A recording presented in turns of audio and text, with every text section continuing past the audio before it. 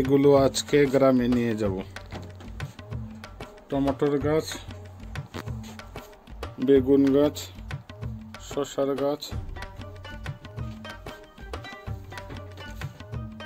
মরিচ গাছ, ফুলের গাছ, এগুলো সব আজকে নিয়ে যাব। শুরু হয়ে গেল আমার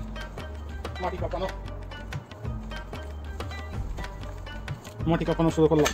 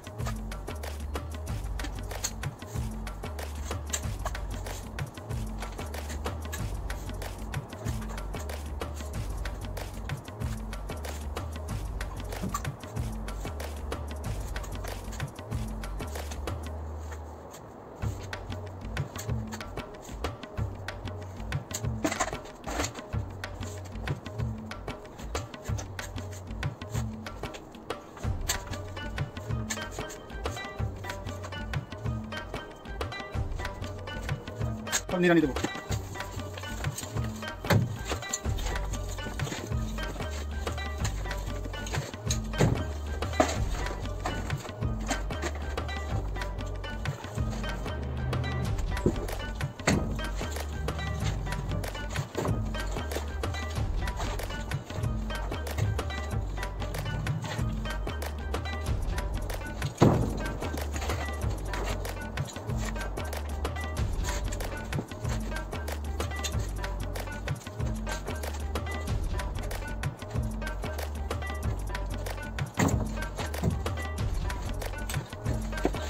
গ্রিন হাউস অলরেডি কোপানো এবং নিড়ানি দেওয়া হয়ে গেছে। এটা থাকবে 2-3 দিন পর। এই গ্রিন হাউসে লাগাবো টমেটোর গাছ।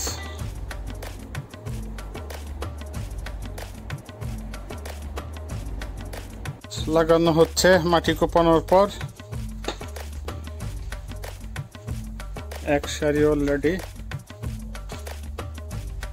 লাগানো হয়ে গেছে, এখন আর এক সারি হচ্ছে।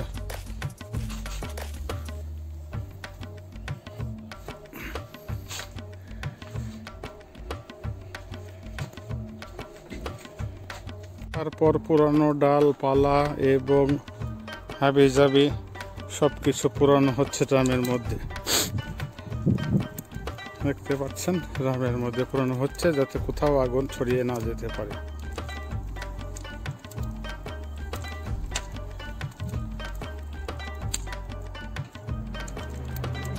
আজকে আমার কাজ সব কিছু পুড়িয়ে শেষ করতে হবে। এখন আপনাদেরকে দেখাবো সেকেন্ড গ্রিন হাউসে অলরেডি বেগুন গাছও লাগানো হয়ে গেছে। যে বেগুন গাছ, এগুলি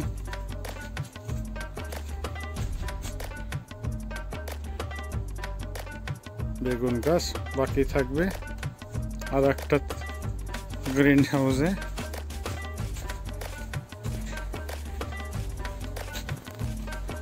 এই গ্রিন হাউসে আমরা লাগাবো ঝালমরিচ আর এখনো ঠিক করে না অন্যান্য জিনিস। ওখানে মূলার এগুলো অলরেডি শুরু হয়ে গেছে, উকরপ বেরিয়েছে, ধনিয়া পাতা বেরিয়েছে। আলু বখরা গাছে সুন্দর ফুল ফুটেছে। এই আলু বখরা হতে হতে পাকতে পাকতে সেপ্টেম্বর হয়ে যাবে। অগাস্টের শেষে অথবা সেপ্টেম্বরে খাওয়া যাবে।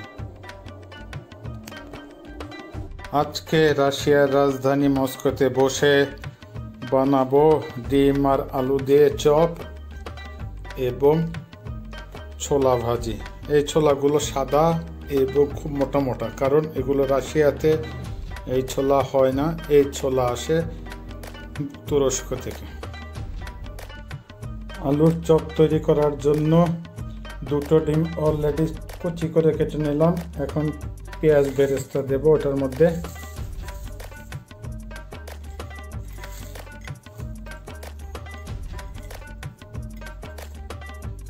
দেব আমার কিছু মশলা,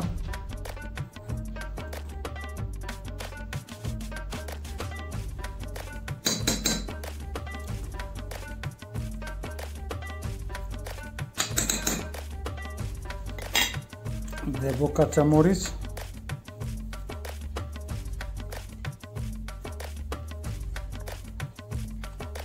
আর স্বাদ মতো লবণ দিয়ে চপগুলোকে বানিয়ে ফেলবো। পরে ডিম ফেটিয়ে ডিমের সাথে মাখিয়ে দ্রুত তেল দিয়ে ভেজে নেব, হয়ে যাবে আমার আলুর চপ। তারপরে তৈরি করব ছোলা। ছোলার জন্য সব কিছু রেডি আছে মোটামুটি, একবারে দুটো করে ফেলবো। আলুর চপগুলো অলরেডি গোল গোল করে বানানো রেডি হয়ে গেছে। এখন ডিম দিয়ে মাখিয়ে তেলে ভেজে নেব, হয়ে যাবে সুস্বাদু মস্কোর আলুর চপ। ডিম ফাটানো হচ্ছে, এই ডিমে মিশিয়ে ভাজি করে দেব। এটা অনেকটা জালি কাবাবের মতো, কিন্তু আমি এটাকে বলবো আলুর চপ। তেল গরম হয়ে গেছে, এখন একটা একটা করে আলুর চপগুলো ডিমের সাথে মিশিয়ে দিয়ে দেব।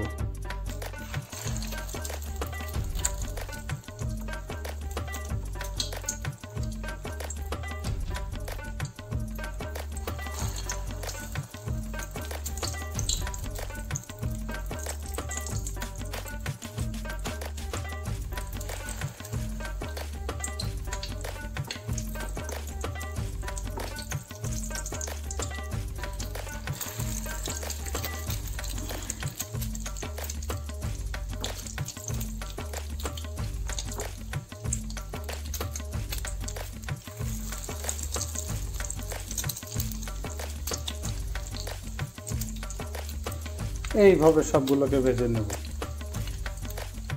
হয়ে গেল সুন্দর আলুর চপ। এখন ছোলা ভাজির জন্য অলরেডি পেঁয়াজ দিয়ে দিচ্ছি, হয়ে যাবে একটু পরে ছোলা ভাজি। এই আমার মস্কোর ইফতারি সরঞ্জাম।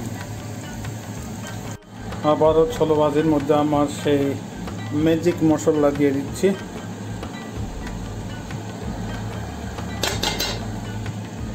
এবং মরিচ।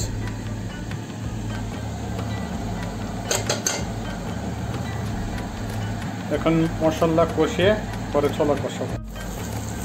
মশলা কষাচ্ছি, কষানো একটু পরে ছোলা দিয়ে দেবো।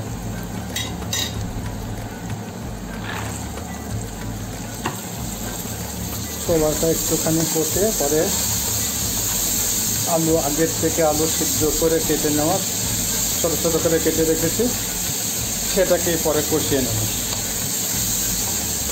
এখানে একটু হলুদ দেওয়ার দরকার আছে, হলুদটা এখানে দিচ্ছি। হলুদও দেওয়া হয়ে গেছে, এখন একটু কষিয়ে, ছোলা কষিয়ে পরে আলু কষিয়ে নেব।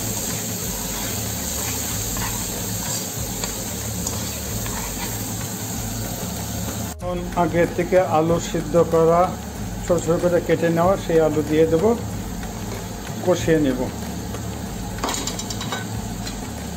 কষিয়ে তারপরে পানি দিয়ে দেবো, হয়ে যাবে। তারপরে 15 মিনিটের পরে ছোলা ভাজি। এখন এই ছোলা ভাজির মধ্যে উপর থেকে সিদ্ধ ডিম ছোটো ছোটো করে কেটে দেবো।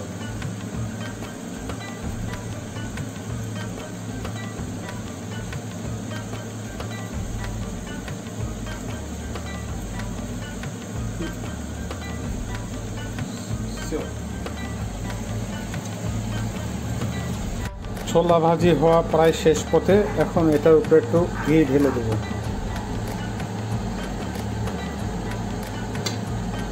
এখন তেল উঠে আসলে বন্ধ করে দেবো।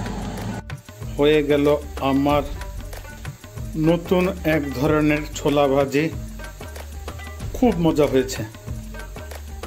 এখন এটাকে তুলে রাখবো। পরে বাজার আগে টমেটো শসা এনে এটাকে পরিবেশন করার জন্য উপরে কুচি কুচি করে কেটে দেবো। হয়ে যাবে সুন্দর ছোলা ভাজি। আর এখানে হয়ে আছে আলুর চপ। খাইবেন আর বগল বাজাইবেন।